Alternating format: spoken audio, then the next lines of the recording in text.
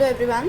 So in this lecture we are going to study glycolysis, right? So in glycolysis, first of all, what is glycolysis, right? So if you see the definition of glycolysis, glycolysis is actually breaking down of glucose molecule in either pyruvate or lactate.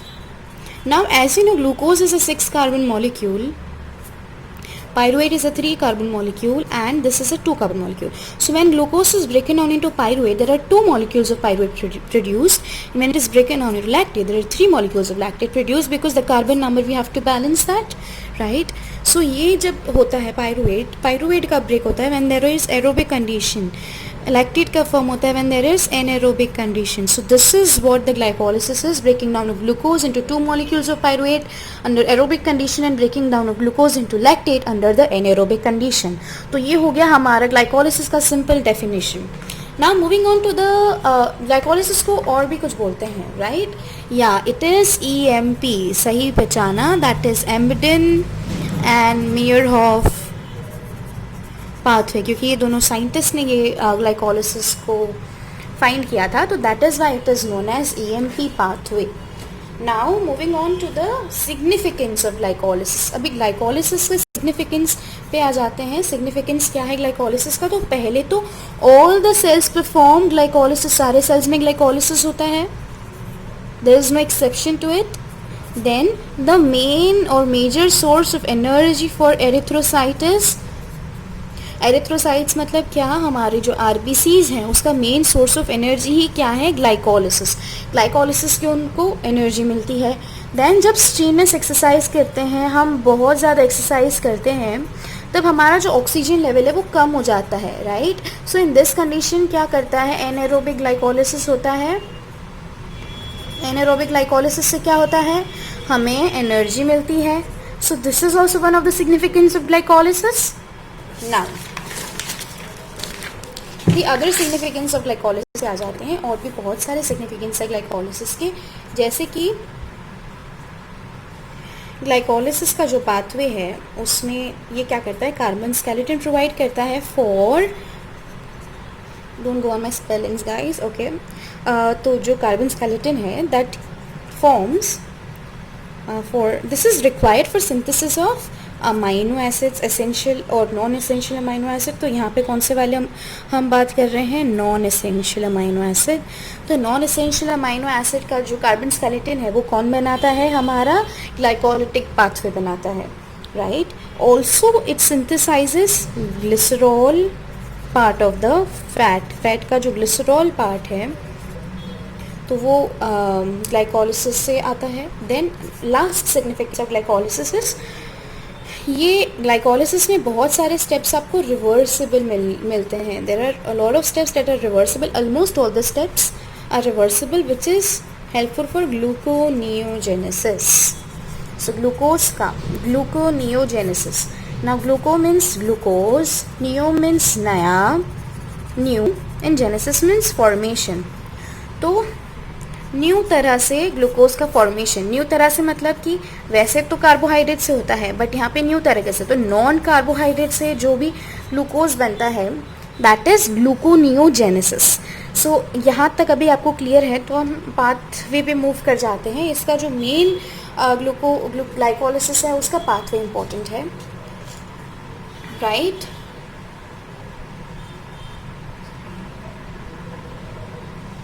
So glucose is converted to glucose 6-phosphate, फिर it is converted to fructose 6-phosphate, then it is converted to fructose 1,6-bisphosphate, then it is converted into glyceraldehyde 3-phosphate and DHAP, dihydroxyacetone phosphate.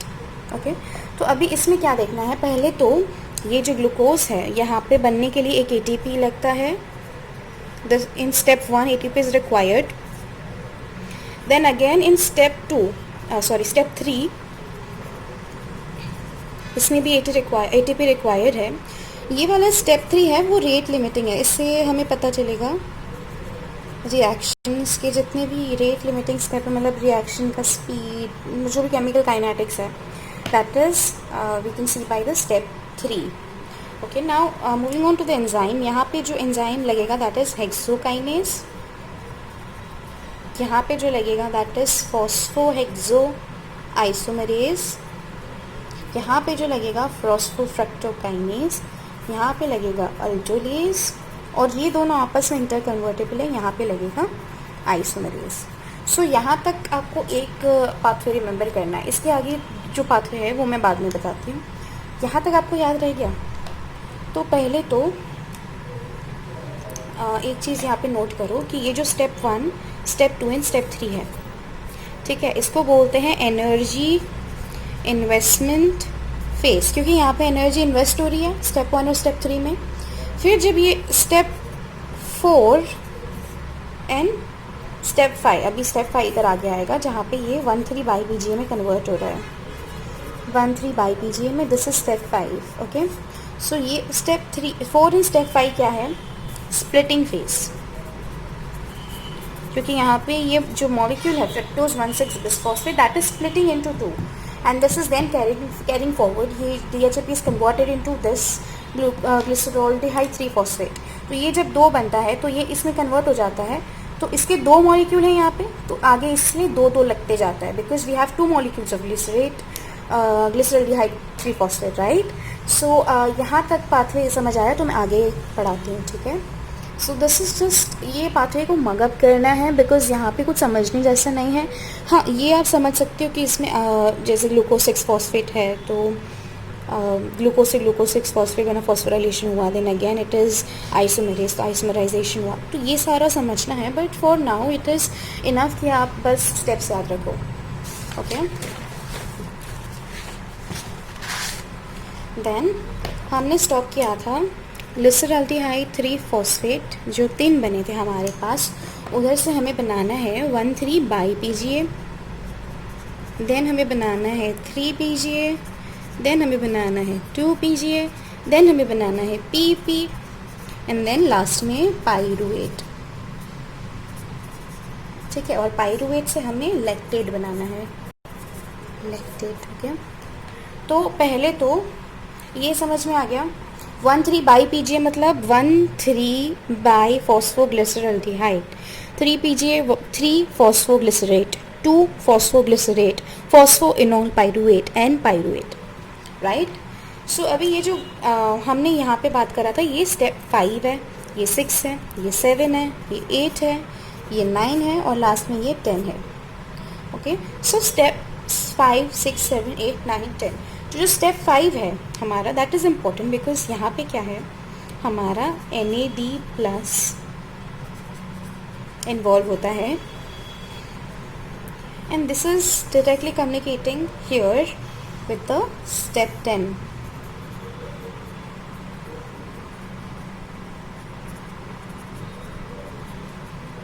ठीक है. So this NADH तो यहाँ पे बनता है, वो यहाँ पे रीयूटिलाइज हो जा रहा है, ठीक है. तो ये पूरा साइकिल ऐसे घूम रहा है. Step 5 and step 10 are coupled reactions, ठीक है. इसको बोलते हैं कपल्ड रिएक्शंस. यहाँ पे मैं लिख नहीं रही हूँ, but you have to remember this is coupled reactions. Last में बताऊँगी, ठीक है.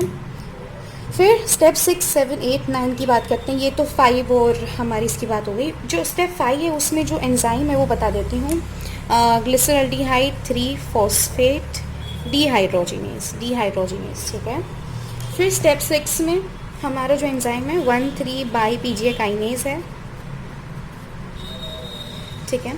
फिर यहाँ पे फॉस्फोग्लिसरोम्यूटेज है, यहाँ पे इनोलेज है, और यहाँ पे पाइरुवेट काइनेज है, यहाँ पे lactate dehydrogenase. So this are the enzymes.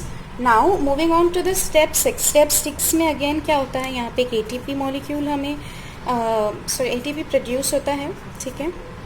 फिर स्टेप 9 में अगेन ATP प्रोड्यूस होता है, ठीक है.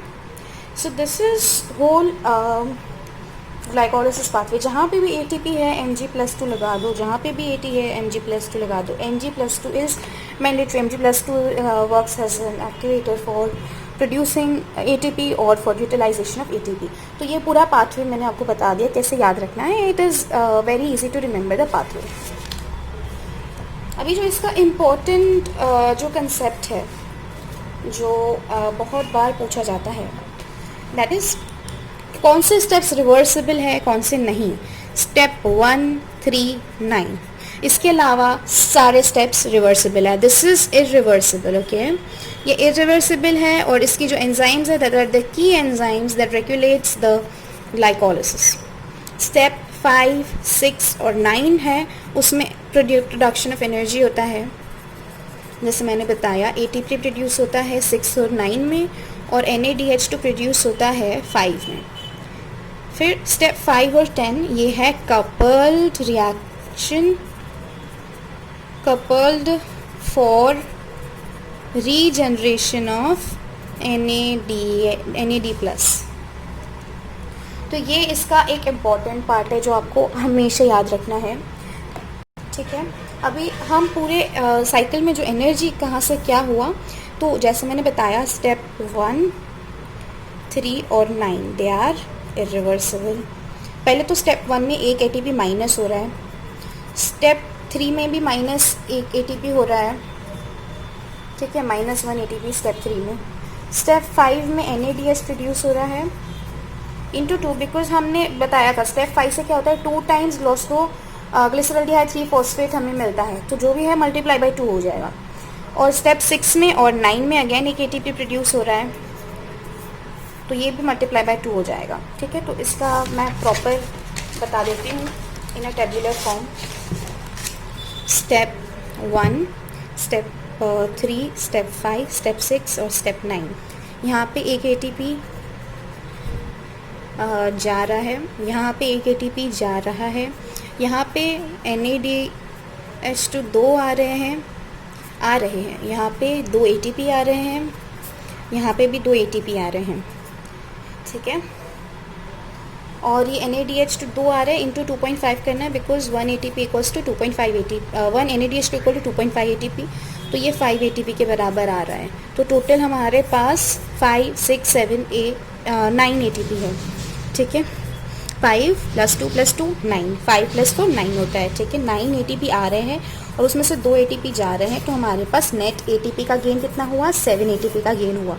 तो इसमें हमें 7 ATP मिलता है in the glycolysis reaction, okay. तो ये हो गया हमारा पूरा पाथवे ऑफ ग्लाइकोलिसिस। अभी आ जाते हैं रेगुलेशन ऑफ ग्लाइकोलिसिस में।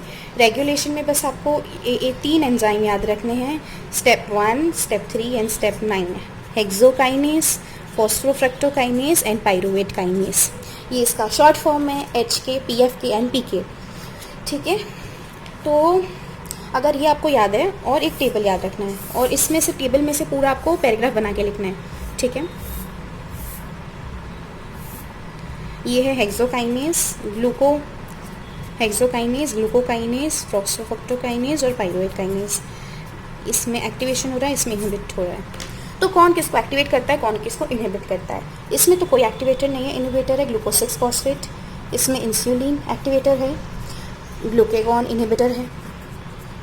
Insulin, fructose, inorganic phosphate 2,6 bisphosphate, AMP, ठीक है। और यहाँ पे ग्लूकेगॉन, ATP एंड सिट्रेट। यहाँ पे भी glucagon, ATP and citrate plus AMP आ जाता है यहाँ पे, और इंसुलिन। तो ये आपको बस याद रखना है, ये टेबल, ठीक है। इस टेबल से याद रखने से क्या होगा, पैराग्राफ बना के लिख सकते हो कि रेगुलेशन कैसे होता है। तो हेक्सोकाइनेस और जो ग्लूकोकाइनेस है वो स्टेप 1 में इन्वॉल्व होते हैं, या तो हेक्सोकाइनेस या तो ग्लूकोकाइनेस। जो हेक्सोकाइनेस और ग्लूकोकाइनेस का डिफरेंस है वो मैं बताती हूँ। पहले ये रेगुलेशन की बात करते हैं। रेगुलेशन में अगर इंसुलिन आपके पास बनता है, तो इंसुलिन अगर बनेगा तो ग्लूकोकाइनेस जो है वो एक्टिवेट हो जाएगा। ग्लूकेगॉन बनता है तो ग्लूकोकाइनेस इनएक्टिवेट हो जाएगा। तो ये एक्चुअली बताता है कि हमारा एंजाइम कब एक्टिवेट होगा, कब डीएक्टिवेट होगा। अगर ये एक्टिवेट होगा तो रिएक्शन आगे बढ़ेगा, इनएक्टिवेट होगा रिएक्शन रुक जाएगा। एक्टिवेट होगा रिएक्शन आगे बढ़ेगा, इनएक्टिवेट होगा अगेन रिएक्शन रुक जाएगा। इंसुलिन आएगा, पाइरुवेट काइनेस एक्टिवेट होगा तो रिएक्शन आगे बढ़ेगा। अगर AMP आ गया, ग्लूकेगॉन आ गया, ATP आ गया, सिट्रेट आ गया, तो again this is inactivating the reaction. So this is all about the regulation. अभी आ जाते हैं हेक्सोकाइनेस, और हमारे पास क्या है, hexokinase and glucokinase. Hexokinase and glucokinase, उसका डिफरेंस देख लेते हैं। हेक्सोकाइनेस ऑलमोस्ट ऑल टिश्यूज़ में प्रेजेंट है, और ये सिर्फ लिवर में प्रेजेंट है ग्लूकोकाइनेज, ठीक है। ये बहुत बार पूछा है तो बहुत आराम से अच्छे से याद करो, ठीक है। मैं यहाँ पे ये टेबल ही दे देती हूँ, ठीक है। जो हेक्सोकाइनेज है वो ऑल टिश्यूज़ में है, ये ओनली लिवर में प्रेजेंट है। KM वैल्यू इसकी 10⁻² मिलीमोल पर लीटर, इसकी 20 मिलीमोल पर लीटर है। यहाँ पे एफिनिटी टू सबस्ट्रेट हाई है, यहाँ पे लो है। सबस्ट्रेट से एफिनिटी हाई होना और ये लो होना, that depends on the KM value.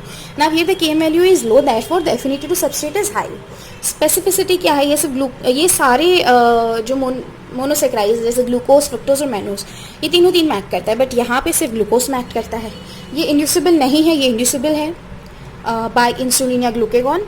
यहाँ पे फंक्शन क्या है कि even when blood glucose level is low, glucose is utilized by the body cells। और ये कहाँ एक्ट करता है, ग्लूकोकाइनेज ओनली एक्ट करता है जब ब्लड ग्लूकोज ज़्यादा हो, मोर देन 100 मिलीग्राम पर डेसीलीटर, तभी एक्ट करता है, तभी लीवर सेल्स उसको लेते हैं और ग्लाइकोजन सिंथेसिस होता है, ठीक है। तो बेसिकली हेक्सोकाइनेज और ग्लूकोकाइनेज ये है कि जब ब्लड ग्लूकोज लो होता है तभी ये यूटिलाइज हो जाता है, ग्लूकोज यहाँ पे हाई हो जाता है, तो क्या होता है, लिवर अपटेक करते हैं और ग्लाइकोजन सिंथेसिस करते हैं ताकि हमें एनर्जी मिले। So this is all for now and keep watching. If you like the video please like the video, उसको लाइक बटन दबाओ, उसको सब्सक्राइब करो, कमेंट करो, फ्रेंड्स के साथ शेयर करो guys. Please help me grow and thank you so much.